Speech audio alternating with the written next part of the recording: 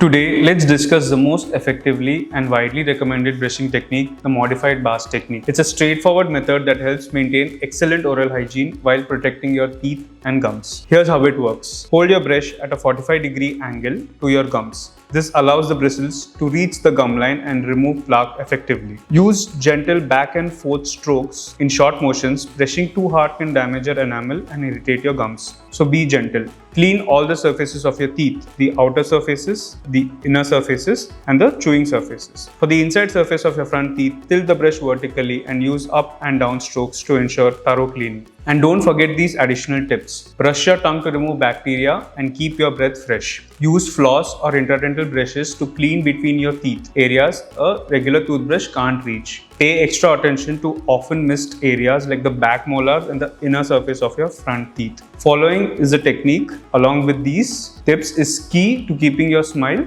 healthy and bright. If you like to learn more about proper oral care or need personalized advice, please visit Krishna Dental Hospital. Our team is here to guide you and ensure your dental health is at its best.